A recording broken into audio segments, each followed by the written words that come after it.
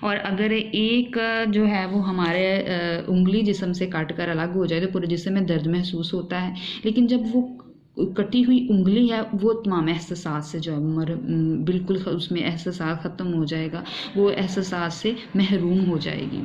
تو شاعر ہمیں بار بار جو ہے وہ کٹی ہوئی شاخ سے نصیحت حاصل کرنے کا کہہ رہے ہیں، اور ہمیں اپنے آپ کو دین اسلام سے جو ہے وہ کہہ رہے ہیں کہ دین اسلام کے ساتھ وابستہ رکھنا ہے، ہمیں اپنے اسلاف کے افکار اور اعمال کے ساتھ پیوست رہنا ہے۔ اس کے بعد لاسٹ تشریح پڑھیں گے، ملت کے ساتھ رابطہ استوار رکھ، پیوستہ رہ شجر سے امید بہار رکھ۔ تو اس لاسٹ تشریح میں شاعر مشرق علامہ اقبال جو ہے وہ امید بہار کا حوصلہ افزا جو پیغام جو ہے وہ ہمیں دے رہے ہیں کہ امت مسلمہ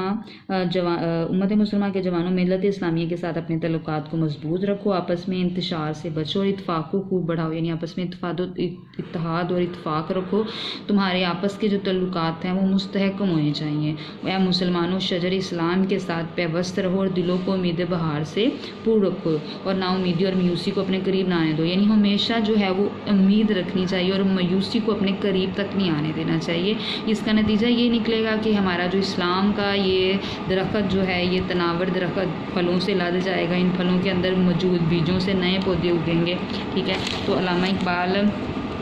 کہہ رہے ہیں کہ پھر سے ہمارا جو یہ باغ ہے ملت اسلامیہ کا وہ ہرا بھرا ہو جائے گا، تو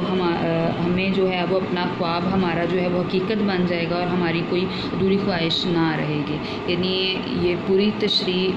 جو ہم نے تشریح پڑھی اس میں بھی ہمیں یہی پیغام ہے، اور اس کے بعد یہ جو نظم ہے اس پوری نظم میں علامہ اقبال نے ہمیں جو ہے وہ آپس میں امت مسلمہ کے ساتھ جو تعلق ہے وہ اپنا مضبوط رکھنے کا کہا ہے، اور کٹی ہوئی شاخ سے ہمیں نصیحت حاصل کرنے کو کہا ہے کہ ہمیں اس سے نصیحت حاصل کرنی چاہیے کہ اگر وہ شاخ جو ہے وہ درخت سے الگ ہو جائے تو کبھی بھی درخت کے ساتھ دوبارہ جڑ نہیں سکتی، کبھی بھی اس کے اوپر ہریالی نہیں آ سکتی، کبھی بھی وہ ہری بھری نہیں ہو سکتی ہے۔ تو یہ آپ لوگوں کی جو 5ویں تشریح تھی اس میں یہ شعر لکھتے ہیں، وہ زمانے میں معزز ہوئے مسلمان ہو کر، تم خوار ہوئے ترک قرآن ہو کر۔ آگے 6 والی ہے کہ محمد سے وفا تو نے، تو ہم تیرے ہیں، یہ جہاں چیز ہے کیا لوہے قلم تیرے ہیں۔ اس میں آپ لوگ جو ہے وہ یہ آیت یہ لکھ درس جو ہے وہ یہی درس اللہ اور اس کے رسول کا ہے، یہ آپ لوگ لاسٹ والی تشریح میں لکھ لیں گے، تم اس بڑھیا کی طرح نہ ہو جانا جو اپنے سوٹ کو کاٹنے کے بعد ریزہ رضا کر کے بکھیر دیتی ہے۔ تو یہ 3 تشریحات آپ لوگوں نے یاد کر لینی ہے۔ اوکے، خدا حافظ۔